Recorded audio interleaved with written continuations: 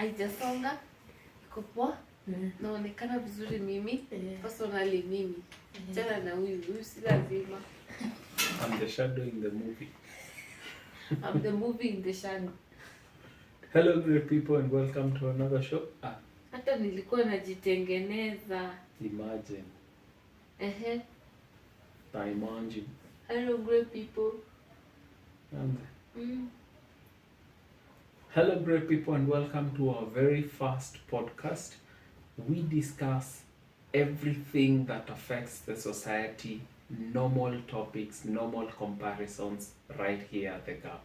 Welcome, and this is the first show. So today we're going to be discussing how do societal expectations influence the way we view and pursue relationships. Okay, and we have questions. How many questions do we have?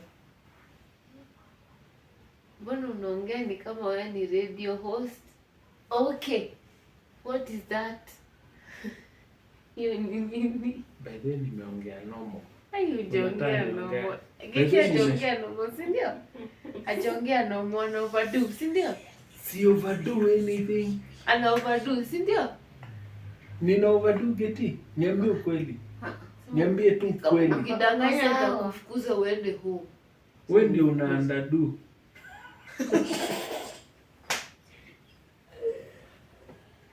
Si overdo anything, naongea tu kweli, ni psych. How many questions do we have? Kidogo ni sawa, nimevaa dress ufanye hivi. Onyesha watu kisima. Kisima. Hizi vitu zote unajua nitakuwa na edit zote hivyo vile iko nitaiweka. Haya. Question 1. In what ways do societal expectations affect communication in relationships?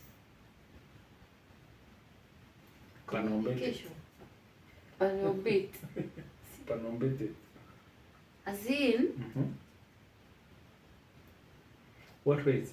Okay, what I'm getting, what ways do society, in what ways does the society expect us? No, in what ways does the society expectations affect communication? Affect communication in marriages. In relationships. Or in relationships. Take it first. Will you take it first? Okay. Takes a seat. Kizungu imekuwa ngumu. I'm trying to think what part of society is affecting the relationship. What expectation is affecting communication? For example, Mimi, I go. Yeah, go. I don't know if mine is going to be correct, but you know, the society has this thing of hierarchy and everything. I don't know. So like there's a way you have to communicate to someone. To your husband. To your husband. Yeah, when he's the boss. Which one? Yeah, you know, when I'm a man, I'm the boss. Even if I have a boss chick, I'm the boss. So, depends with which tribe you're from. For example, if we are looking at the country Kenya, most communities expect the woman to be submissive and to talk to the man in a respectful way. Is it even most communities, or it's all communities? Yeah, let's say all communities. Kikuyus, I think, are somehow different.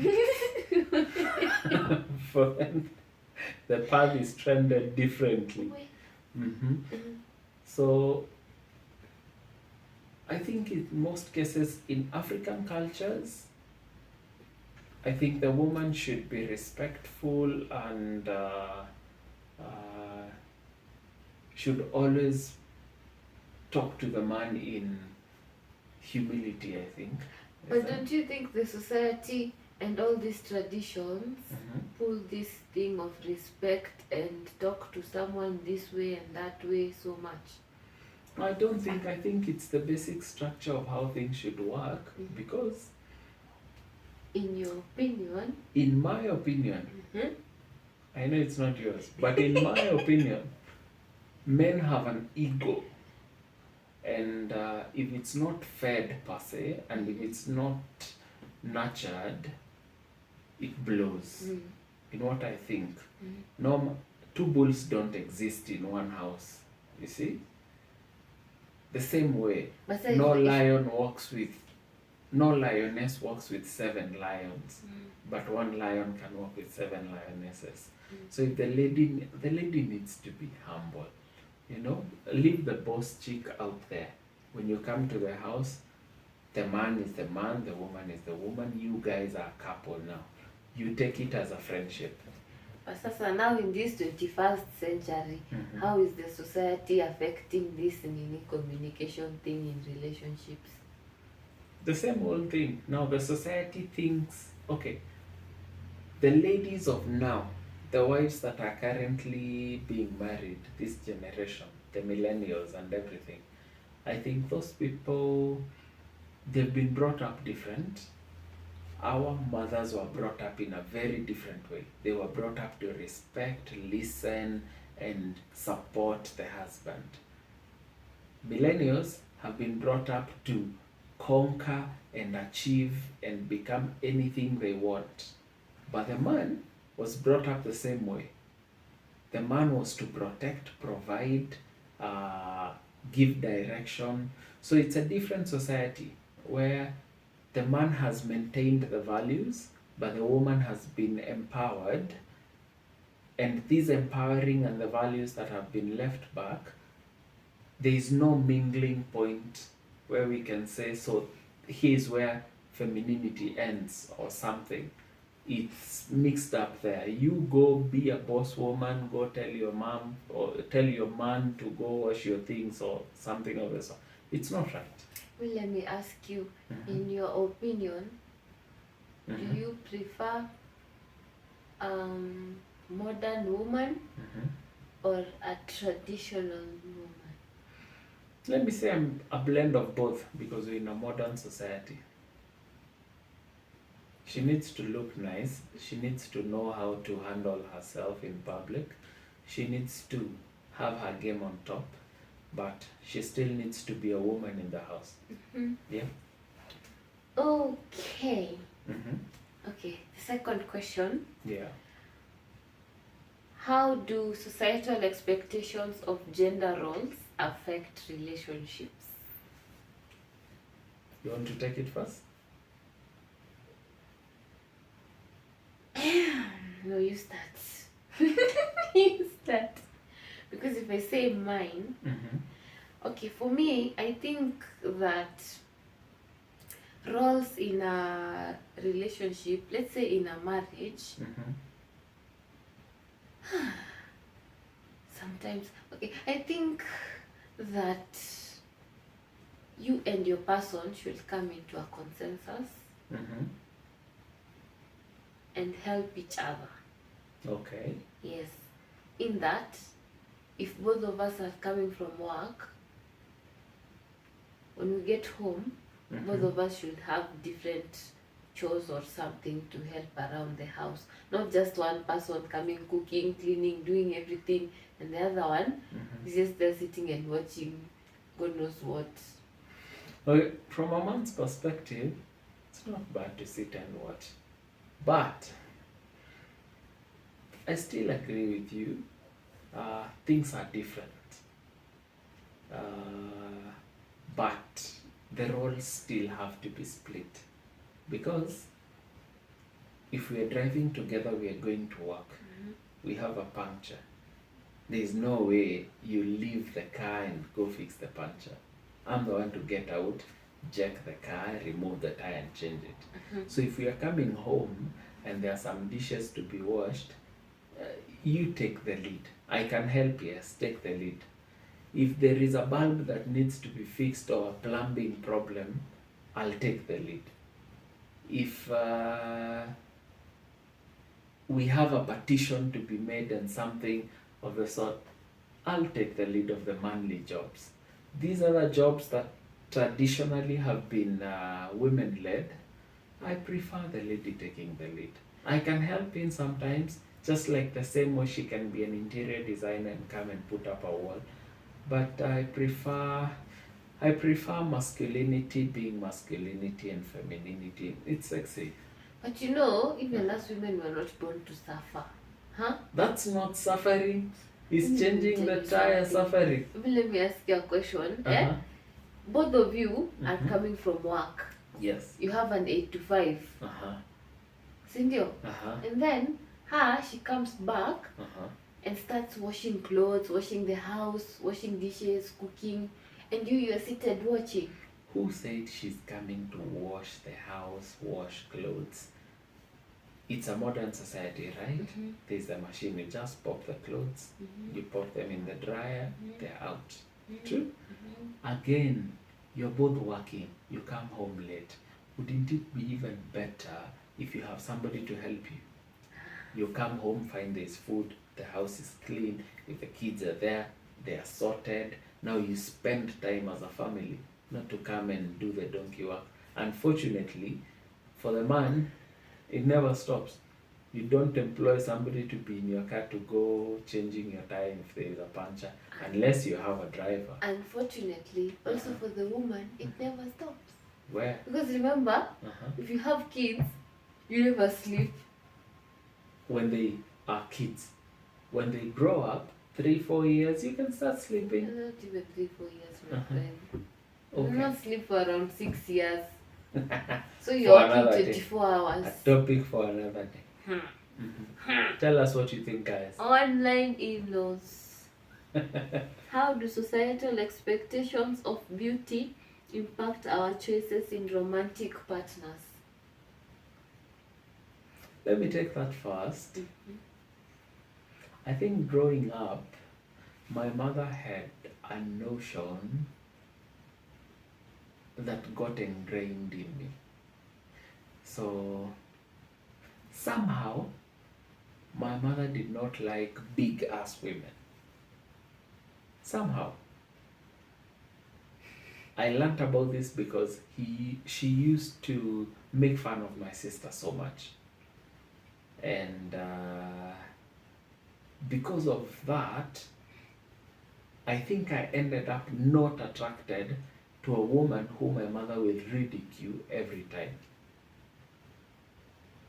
So I think the society has a way of it. If you come from a society that loves plum women, most men will marry plum women. They're called curvy. Oh, curvy. Yeah. Yes. Sorry. Please. My apologies. Curvy. If you come from a society that loves men who are well-built, masculine women, men, then women tend to run for that. In our current society, men need to have money. You see? That's why all ladies are aspiring for a certain lifestyle. You see? That's a societal imposement or something. What's your take on it? I think, yeah, whatever you've said, it's true. Also, there's this thing of Kitambo, they used to say that if someone has dreadlocks or they have tattoos or they have piercings, I don't know, nose piercing, I don't know what. Yeah, they're not serious people. They're not even serious people. They're not marriage material. They're divorce papers. Yeah. Now, we come back to this world right now, and everyone has tattoos, everyone has piercings, everyone is in dreadlocks. Yeah. Yeah. It's a different society thing. Yeah. Okay, to the next question. Which one is it? In what ways do societal expectations of marriage and family impact relationships? Come again? In what ways do societal expectations of marriage and family impact relationships? In what ways do society expectations of marriage and family? Take that one first. Impact. You go first. What do you think? I think marriage and family impact expectations on marriage and family. Me, I know, let's say, like in the African culture, I think by default, Yes. on your wedding day, when people are gifting you and everything, people people tell you, now you can bring us a firstborn. It's like by default you have to, like, immediately you're married, you're supposed to have your first child, and on and on and on. Then you find that, you see, there's these couples that have planned, what am I saying? You don't know what a couple has planned. You see, there's people who want to have a child after 5 years, after 3 years. And now you see the pressure on the wedding day. Everyone is like, have a child, bring a firstborn, da da da da da da da da da da da da, just goes on and on and on. And I think it takes a toll on relationships when you find like maybe the couple is not able to have kids, maybe they have problems with their reproduction health and stuff. Yeah, I think that's a heavy one, because everybody expects a couple to have a kid. When they stay longer before they have a kid, it's what's It's a happening. problem, yeah. Yeah, how far are you? When are we seeing our grandchild? How many kids are you having? Yeah, that's true. But they don't give you money for pampers and school fees. Yeah, there's this saying, every kid comes with their own plate. But I it usually comes add, empty. yeah, the plate is empty. Exactly. You will buy pampers. Pampers. And They don't come medical with their own insurance. The next one. The next one. Where am I? How do societal expectations of financial stability affect relationships? Financial stability. Yeah. Societal expectations. One, the society expects the man to provide for his family. Immediately you get married, your parents, the society do not expect you to behave in certain ways, to borrow certain money in certain ways, for example. From who? From your parents or even people around you. The moment you're married, this depends with even how you got married. You put up a very big wedding, then the next day you're asking people for money, it's stupid. Or even take loans. Yes, it's stupid to start with. And the society expects you just got married, nobody took you to this class of what marriage is. You just got to premarital counseling a few weeks before marriage. Some churches do really lengthy procedures and processes. Some families do guide, but most people, you just fall in love and you're married. All of a sudden you ask, what are you investing in? And why are you not getting kids? And which school will your kids go to? It's something that is, I think there should be something that is prepared for people who want to get married. I think there should be a conclusive class for people who want to get married. Like there's schools, there's this, you should do this, you should do this. The same way you go to school to study for 20 or 25 years so that you can get a job. Then marriage, you're just thrown in, then you're expected to thrive. It's crazy. Well, the next question.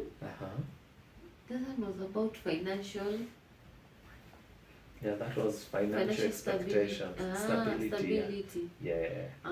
In what ways do societal expectations of age and aging impact relationships? That's a good one. In the African background, old women should not marry younger men.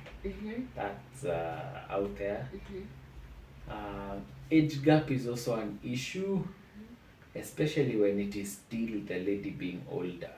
Because when it's the man, most families don't seem to have a problem. A 60-year-old man can marry a 20-year-old girl, and the family is okay. But when a 30-year-old lady marries a 25-year-old girl, they are like, or a lady marries a 25-year-old boy. Ben 10. Yeah, it's like, no, something is wrong. Yeah, the society has that thing, especially in Africa. Yeah. In Africa, I don't think it's even in Africa alone. I think it's global. It's If I'm not wrong. I think so. Yeah. I think it's global. I don't know. Maybe they should tell us down on the comments. Down on the comment section. Yeah, tell us which country are you from and what happens there. How do societal expectations of sexuality affect relationships? Sexuality in what way? I think lesbianism, gayism, something, sexuality. And sexuality is that of, yeah, I think that's what the question means by sexuality. Personally, I'd say these things are not normally clear. Okay, according to, as at right now, where we are right now in the society, these things of same-sex relationships and all have become a norm. And it's things that, okay, personally I don't understand. Maybe if I ever get someone who is in such relationships explained to me, I don't know. I have no comment. When it comes to gayism and lesbianism and straight relationships, I think I have a very straightforward way of looking at it. My faith does not explain it. The only part I remember of it is in, I think, the story of Sodom and Gomorrah or something of the sort. And if it's not in my faith, what I believe in, I don't understand it. So I don't indulge in it. Let's just say no comment. Yeah, for the sake of you're reserved.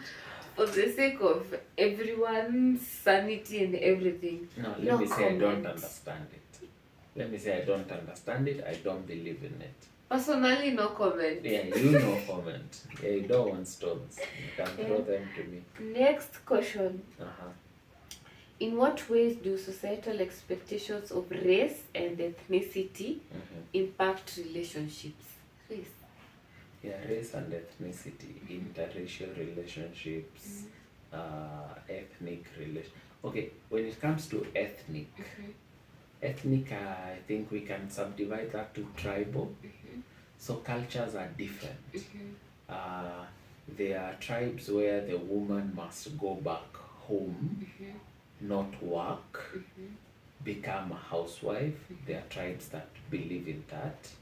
And if now such a tribe is marrying into a tribe that has empowered their women, it's a clash.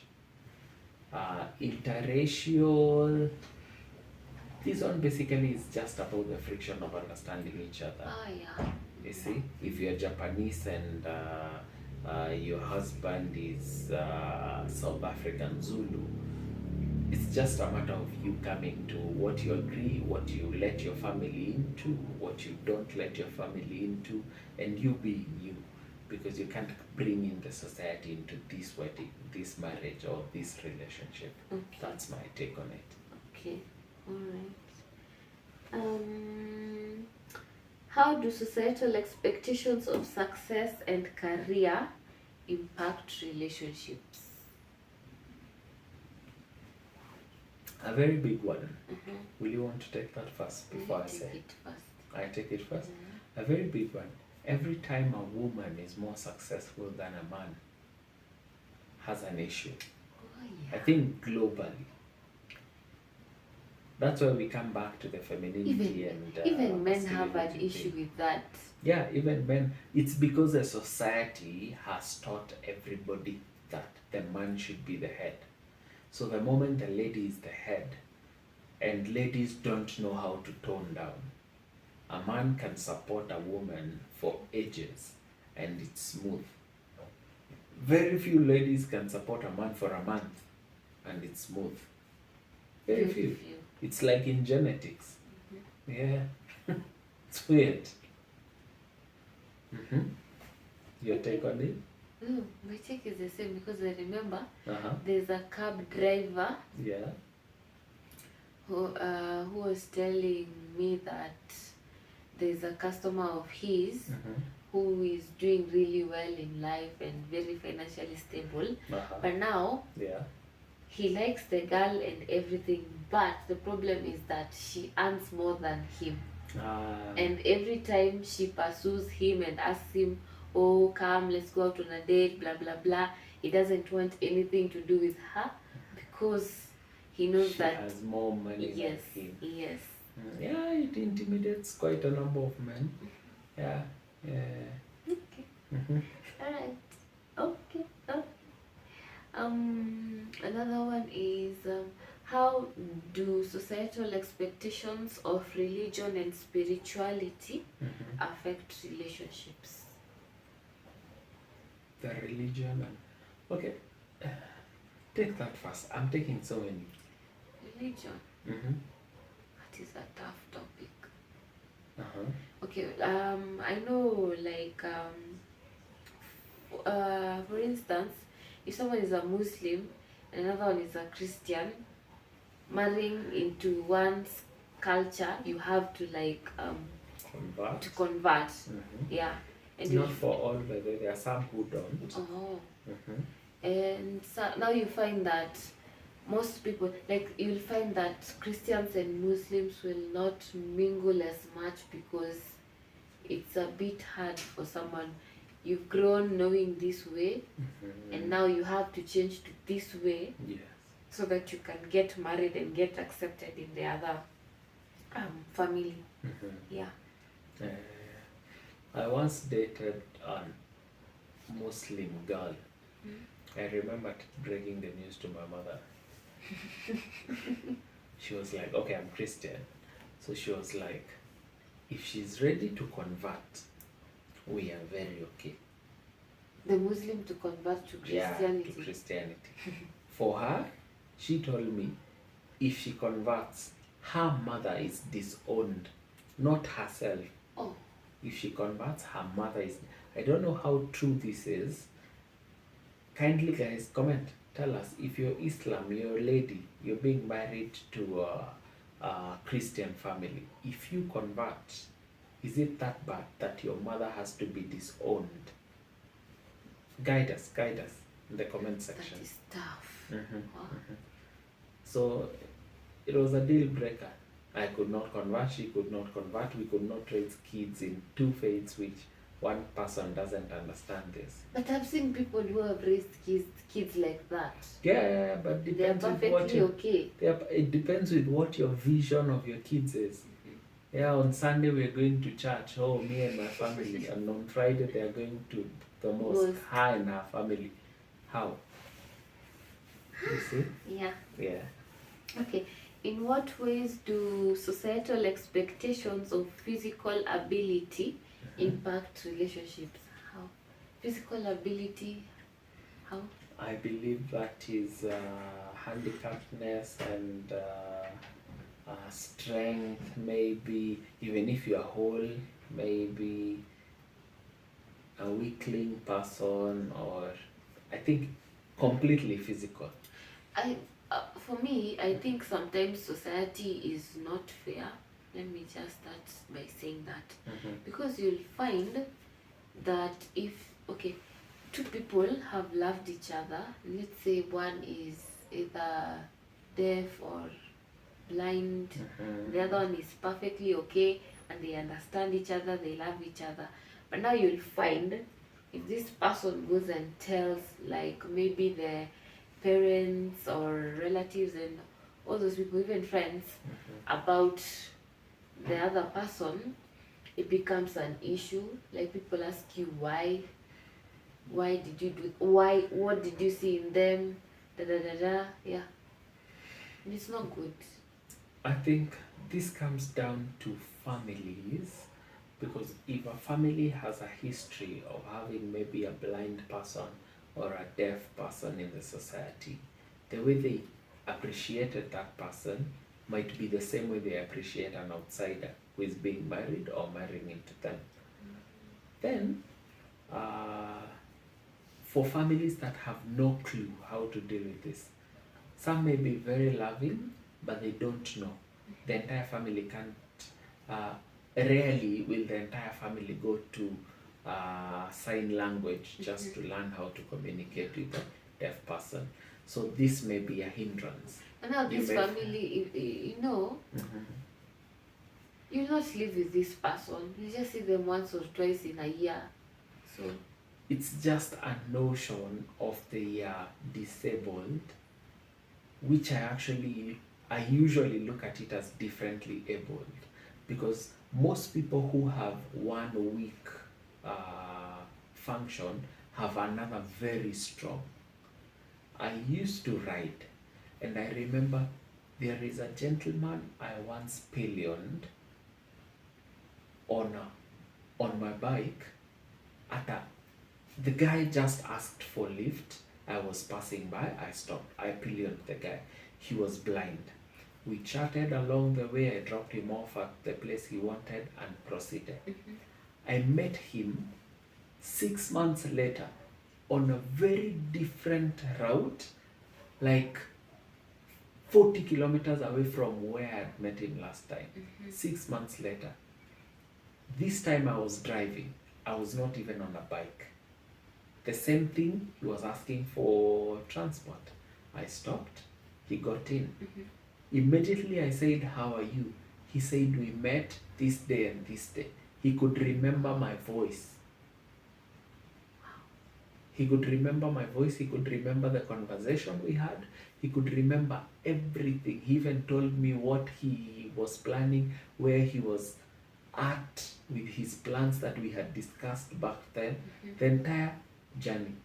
That is somebody who I have met blind, but was very sharp with how he listens. So if you look at it differently, these people are differently abled, not actually disabled. Yeah. Because we also are not perfect. yes, yes. You might have all functions working, but your memory is work. Or you can see, but you only see a few meters. You see? Yeah. And even if you see a few meters, just because you can see, your hearing is not as perfect as that of that person who is blind. Yeah, so we appreciate each other. Exactly. Yeah. The human beings just like me and you, so I don't think that should be a contributor in Yeah. all these things. Yeah. Okay, the next question is how do societal expectations of mental and emotional health affect relationships? That's a tough one. Yeah. Mental health? Emotional health. Health. A mentally unstable person is hard to mingle with, because that's an illness. You see, that's an illness, and you don't know. You must be concerned. For example, if your relative is involved with someone who mentally they are not, what can I say? Does depression, anxiety, and all these things fall in the same category, or is like the other mental illnesses? I Then think you it's have to go about to mental Madale. illnesses. I think depression is different. I think anxiety is different, because we all get anxious. We all get depressed. So once in a while, feeling depressed is a normal thing. But yes, feeling. If your car gets an accident today, You go home and there's a leakage and your electronics are out. Then tomorrow you come to work and you get fired. Then after that you go and your friends run away from you. You'll feel depressed. But now I'm saying I'm talking about um the very deep cases of depression. Yeah, These those are small ones. extreme. Yeah, the Those are extreme extreme. cases. Yeah. Those are extreme. Mm-hmm. But what I understood from the question was, I think mental illness is a broad topic. I would not so much comment on it because I don't have perfect know-how. Mm-hmm. But I think that's a person-to-person case. Yeah. Yes. Yeah. Yeah. True. Okay. The next question is, how do societal expectations of social class impact relationships? Social class. Yeah. Okay. I'd say this one is really evident from rich families and poor families. How? If let me give an example of, if a poor person is getting married to a rich family, in most cases you'll find that the rich family's parents or relatives will have to like do their due diligence and everything to make sure that this person is legit into their person. Yeah. Or to make sure that they are not gold digging. Because that's a movie. no, it's not a movie. In real life, I know in real life that there are people who do due diligence on people because they are super wealthy and they don't want people to come and mess up their families. I know of such a situation. Yes. Yeah. Okay, I think when it comes to marriage, especially, I think it's easier when the lady marries up than when the guy marries up.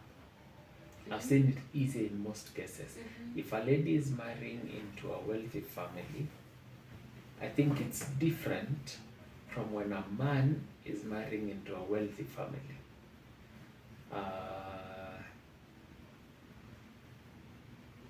Not much to comment on that, but because of the societal beliefs of the man should be the head and everything, and the family of the boy wanting to be dominant in making decisions and everything, it's very hard for a man with purely no inheritance to marry a lady who has a ton of inheritance to mostly come in and call the shots, because this is family wealth and the lady is already groomed in how to carry the companies, do everything. So the man will come in, but it will be a bystander. The lady calls the shots and runs the show.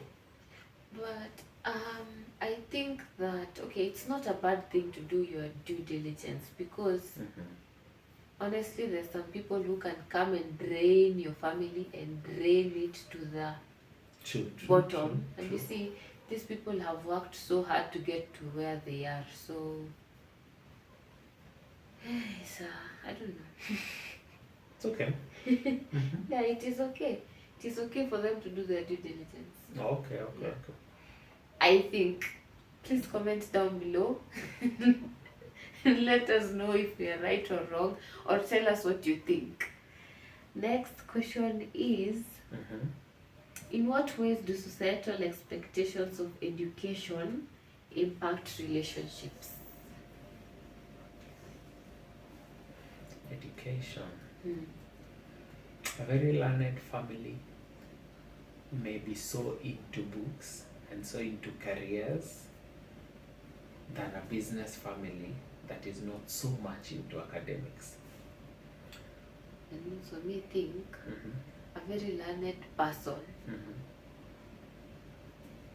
getting into a relationship, in a serious relationship, or getting into marriage with someone who is not let's say who is not literate, sometimes can be a problem to some Remember, we are families. talking about how the society perceives it. How the society perceives it. Yeah, not the individuals. By the time the individuals are married, they are okay with it. But the society, their parents, their aunties, their sisters, what affects this relationship that these two people are into, that how does the society affect it? If you're marrying an illiterate person, how does the society look at it? It's tricky. They'll always look down on that other person. I don't know. Depends. I grew up in a very academic oriented family. Everything was books. What did you study today? Did you write me a composition? What did you get? What will you study tomorrow? It made me hate academics per se, and decided I needed to succeed outside the corporate ladder. Uniquely, growing up, whoever I would hear my parents admire and praise were not academics. They were business people. So I got swayed to loving business, because if you guys who adore academics still admire the People who are achievements not of the academics. business people, Yeah. the people who are not per se academics, Yes. the street smart guys, if you admire them, There and must be something. there must be something Yeah. there. So I got drawn into that. The direct advice would be, hey, you study and become a professor like your uncle. But when we are seated and no one is advising anyone, is, oh, so and so who is doing what business, or so and so is doing good in what business. So that was the story.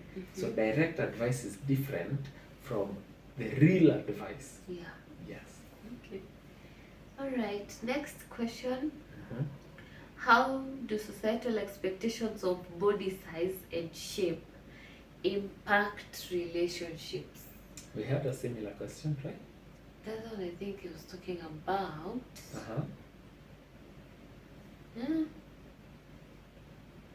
Had a similar question of body size and shape. I think so. Yeah. Let me check. I can't find it. Was it? Should we skip that? Yeah. Should We skip it. Yeah, we can skip that. Because I remember talking about body size and shape when you were correcting me about plum and curvy. Yes. Yeah. Okay, next question. In what ways do societal expectation of geographical location impact relationships? Geographical location. I think it's the same one as... Long distance and short distance relationship. Yeah. I thought it was about the tribe and whatever's.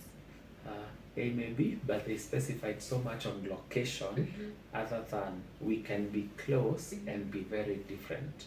You can be Filipino and your husband is Latin, but your neighbors. Yeah. But geographical location is where someone is in Cameroon and the other one is in Japan, and they're online dating or something. Yeah. Yeah. Okay. Millennials are kind of pulling it off. Yes.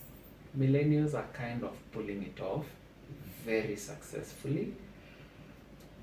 But there is this notion where I hear, oh, there are aspects of cheating. Yeah. There are aspects of having more than one partner.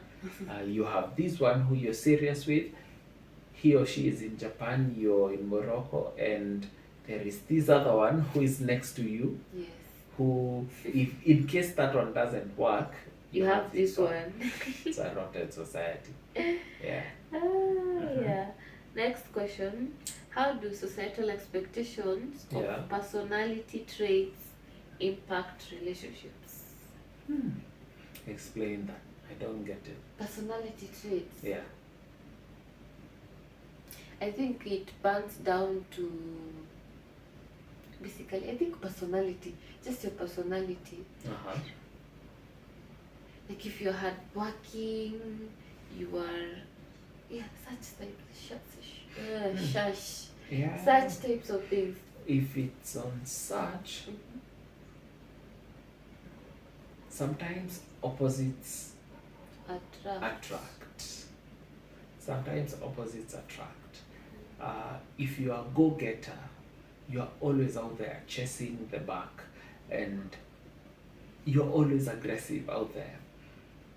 Especially if you're a man, you may need somebody who is out there with you, or somebody who sets the pace when you're back home. Depends with your persona. You may need somebody to be there with you. You're grinding together. Or you may need a homemaker, so that after you grind out there, you come back to a house that feels warm. When it comes to the woman, it's a bit different. Very few men are supportive to super aggressive women.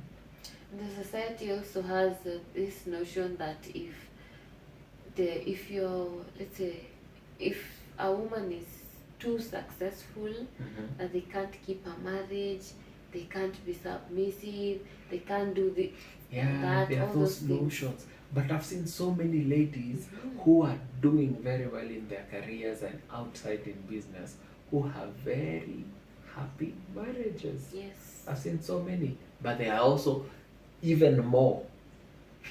There are even more who are doing very well and they can't keep a man. So the society may not be wrong. Comment down. Tell us about it. That's his opinion. His opinion. Next question. Yeah. How many do we have to go? I think 2 more. 2 more. Yeah. In what ways do societal expectations of lifestyle choices impact relationships? In what way do societal expectations of lifestyle choices affect relationships? Lifestyle choices like which ones? For example, the couple that says they want 1 kid or versus no kid, the couple who wants 15 kids or no kid. or no kid. Yes. Yeah. There's the nomad couple that wants to travel the world for 8 years, then they will settle down. Yeah. No kid first. Then there is the couple who wedding day, Firstborn, secondborn, secondborn, every year. Every year for 6 years. Then they can take a pause and now go back to work. I think that depends. That depends. I know society normally dictates these things because, like right now, I know there are couples that don't want to have kids. Yeah. But you'll find that the society feels that it's not right for them not to have a kid. True. And it's their choice, remember, you see? Yeah, it's their choice, it's their choice. Also, when you have 1 kid, the society feels like one is not enough. Yeah.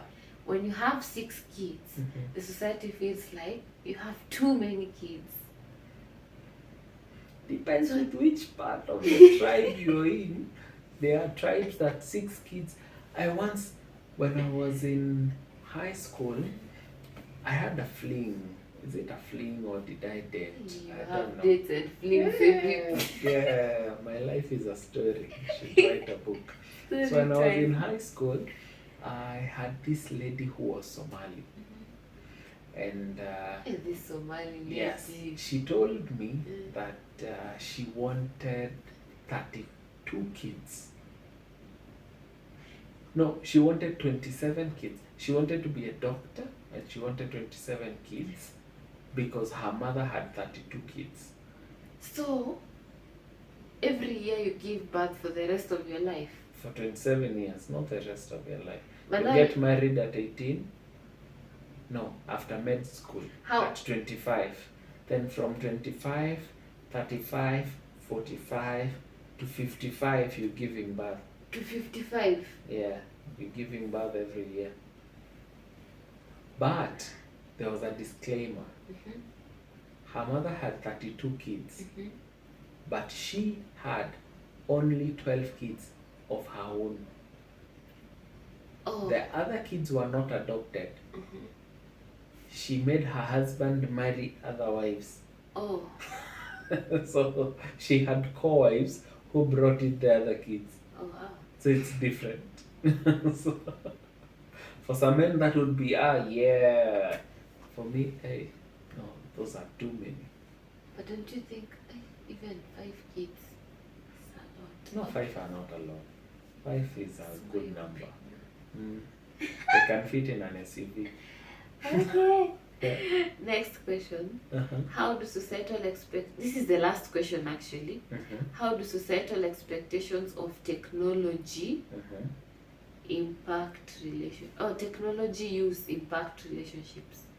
How do societal expectations of technology use impact relationships? I think most were they the .com generation before millennials who were there, then before .com who were there. Those guys, they don't believe in online dating. Those are the parents to millennials. They don't even believe in microwaves, so Yeah, in Kenya there's a notion where microwaves are all bad, it's they not cause in cancer, Kenya. and there is an issue that if you're a doctor or a specialist, kindly guide us here. We've had people who told us There's a video I saw, You a should doctor share that ruling clip. out. I don't know if I'll find it, but if I find it, I'll share the clip.